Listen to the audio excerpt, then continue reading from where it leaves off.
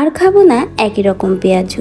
যারা রেগুলার একই রকম পেঁয়াজু খেয়ে বোর হয়ে গেছেন তাদের জন্য আমার আজকের এই আলু পেঁয়াজু রেসিপি।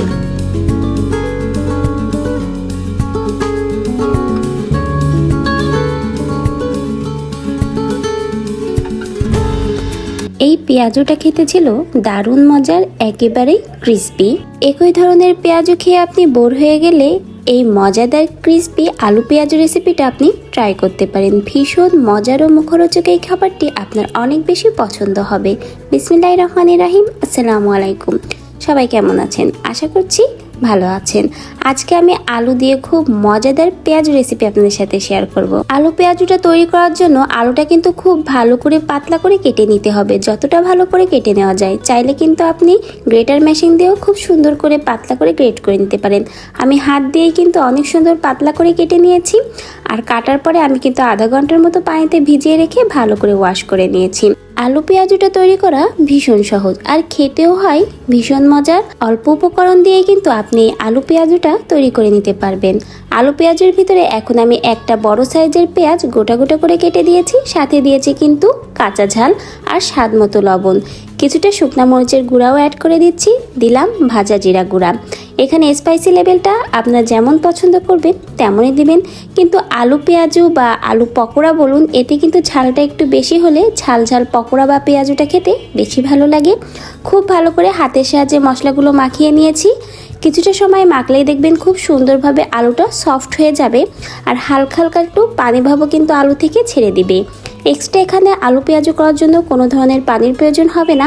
এখন অল্প অল্প করে এর ভিতরে চালের গুঁড়াটা অ্যাড করে দেব। এখানে কিন্তু আলু পেঁয়াজুটা কর্নফ্লাওয়ার দিয়েও করা যায়। ইনস্ট্যান্ট আপনাদের হাতের কাছে যেটা থাকবে কর্নফ্লাওয়ার বা চালের গুঁড়া, সেটা দিয়েই কিন্তু আপনারা এই আলু পেঁয়াজুটা তৈরি করে নিতে পারবেন। ভালো করে এখন চালের গুঁড়া দিয়ে আমি ব্যাটারটা রেডি করে নিচ্ছি। এখানে কিন্তু খুব বেশি চালের গুঁড়া দিয়ে একেবারে ঘন বা আঠালো করে ফেলা যাবে না। খুব সুন্দরভাবে যেন আপনি আলু পেঁয়াজুটার শেপ দিতে পারেন সেই রকম করেই কিন্তু আপনাকে অল্প অল্প করে চালের গুঁড়াটা অ্যাড করে দিতে হবে। আমার কাছে এখানে মনে হয়েছিল আরও একটু প্রয়োজন, সেজন্য আমি আরও অল্প একটু চালের গুঁড়া অ্যাড করে দিচ্ছি। এভাবেই কিন্তু অল্প অল্প করে আপনাদের চালের গুঁড়াটা অ্যাড করে দিতে হবে। আর যখন দেখবেন খুব সুন্দরভাবে এটা একটু হালকা আঠালো ভাব চলে এসেছে, যখন দেখবেন খুব সহজভাবে আপনি পেঁয়াজের শেপটা দিয়ে দিতে পারছেন, তখনই বুঝবেন যে আপনাদের ব্যাটারটা কিন্তু রেডি হয়ে গেছে। দেখুন কত সুন্দরভাবে আমি ব্যাটারটা রেডি করে নিয়েছি। একটা আঠালো ভাব আসলে সহজেই কিন্তু এই আলু পেঁয়াজুর মিশ্রণটা খুলে যাবে না বা ভেঙে যাবে না। এখন সরাসরি চলে যাব আলু পেঁয়াজুটা ভাজার জন্য। আগে থেকে চুলায় প্যান বসিয়ে তেলটা ভালো করে গরম করে নিয়েছিলাম। আর আলু পেঁয়াজু ভাজার আগে এই তেলের ভিতরে আমি বেগুনিটাও ভেজে নিয়েছি, এজন্য কিন্তু হালকা একটু দেখুন বেগুনির গুঁড়া ভাবটা রয়ে গেছে। তো এখন এর ভিতরে আমি আলু পেঁয়াজু সুন্দর শেপ করে দিয়ে দিচ্ছি। আর এই পেঁয়াজুটা দেখবেন একটাও ভাঙবে না, যেমন আপনি দিবেন ঠিক তেমনভাবেই কিন্তু ভাজা হবে। আর এটা কিন্তু খুব বেশি চেপে চেপে দেওয়া যাবে না, হালকাভাবেই কিন্তু সুন্দর পেঁয়াজুর শেপ করে দিয়ে দিতে হবে।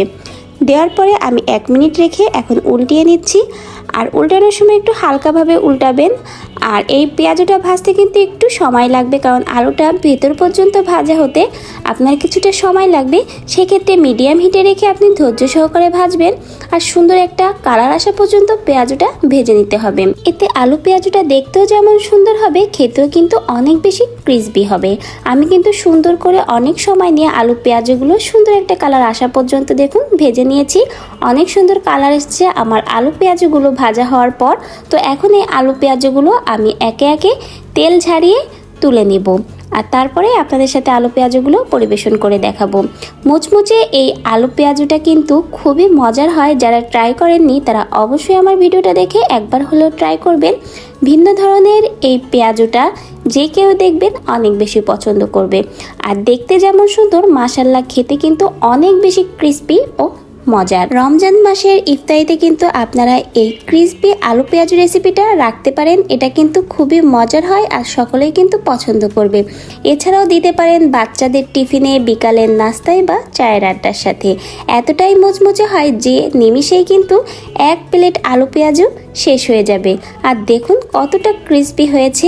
মজাদার এই ক্রিসপি আলু পেঁয়াজুটা কিন্তু অল্প সময়ের ভিতরে আপনি আপনার বাচ্চা পরিবারের সদস্যদেরকে বানিয়ে দিতে পারবেন। এছাড়াও যদি হঠাৎ করে বাসায় কোনো মেহমান আসে যায়, তাদেরকেও কিন্তু ঝটপট এই আলুর মজাদার ক্রিসপি পেঁয়াজুটা আপনারা বানিয়ে দিতে পারবেন। দেখবেন তারাও অনেক বেশি পছন্দ করবে। আশা করছি আপনাদের সকলের কাছে আমার আজকের রেসিপিটা অনেক বেশি ভালো লেগেছে ও সহজ লেগেছে। অবশ্যই আপনিও বাসায় ট্রাই করবেন। আর আজকের ভিডিও থেকে আমি এখানেই বিদায় নিব। সবাই সুস্থ থাকবেন, ভালো থাকবেন, সবাই সবার পাশে থাকবেন। আল্লাহ হাফিজ। আসসালামু আলাইকুম।